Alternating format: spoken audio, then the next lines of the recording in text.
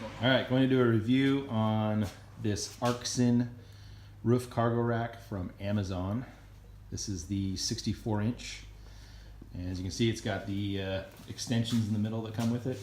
You can actually run this rack without these extensions or with. We're going to go ahead and use the extensions. Here's all the hardware. There's about 30 pounds in this box right here. Packed pretty well. A couple scuffs here and there, but nothing big. Everything's pretty straightforward as far as instructions. These are the bolts and whatnot that you need for assembling the midsection. And here's your attachments, the universal for racks. They fit just between each other like this. Okay. And the plate attachments. And it comes with all nice little protectors.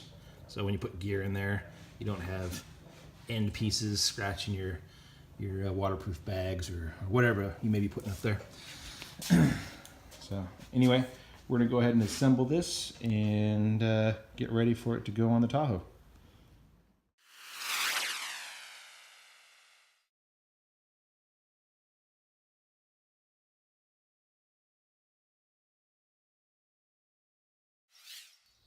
Okay, so we're typical guys and went ahead and just started putting things together without paying attention, and bolts are on.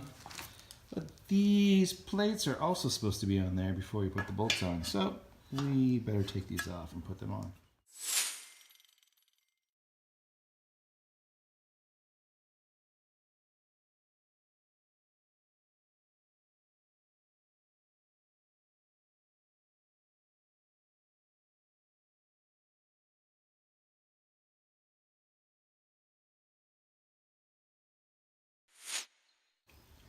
Okay, so we got those bolts pulled back out and put these plates on for the extension piece in here.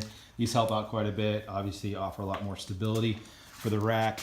The rubber plugs that they sent right here are actually for these intersections. These don't actually connect, and I have heard a little bit that this middle section here has a little bit of more flexibility if you put weight directly in the center. So most say on this rack when it's on the rig to make sure you're putting weight either more on the back side or spread across a little bit more evenly between the front and the back where there's a little bit more stability and you don't have this gap on that extension. But anyway, these plugs just cover the end bar ends here so they don't snag on gear, and then of course they don't get plugged up. Sorry about that. They don't get plugged up with water or junk and rust from the inside out. So plugs that go on each of these caps here so you don't get anything caught on them. All right, we're gonna go ahead and just finish that up. Then we're gonna get these brackets ready, the universal brackets for the racks ready, and put this on top of the rig. So pretty decent rack. It's not too heavy. Got a nice fairing up front, went together easy, just a couple minutes there, and should be pretty simple to put on. So you'll see the finished product soon. Okay, so we got the top rack on.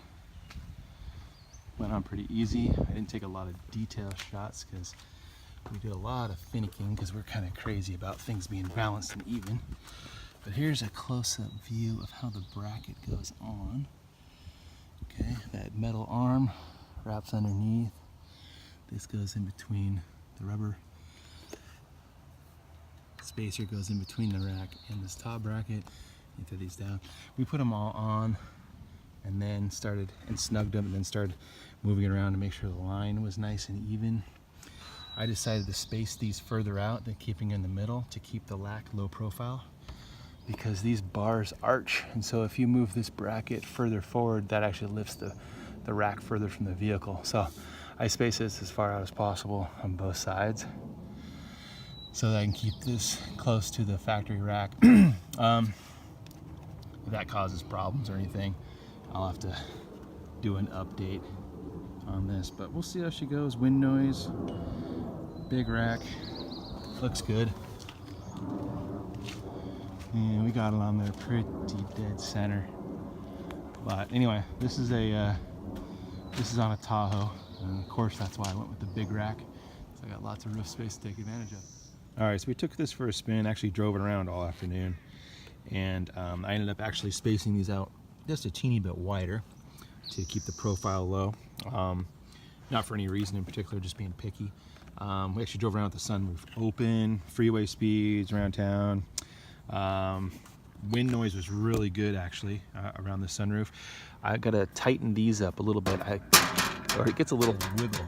I'm not sure if I can, out of the fairing, I'm not sure if I can get that noise, but you kind of, every once in a while, the wind catches and gets a little rattle, but not bad.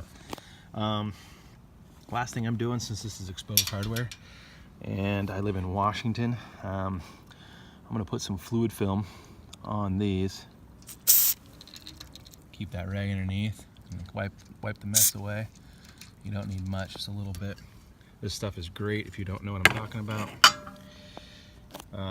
Putting it on threads or exposed metals. It's a corrosion preventer.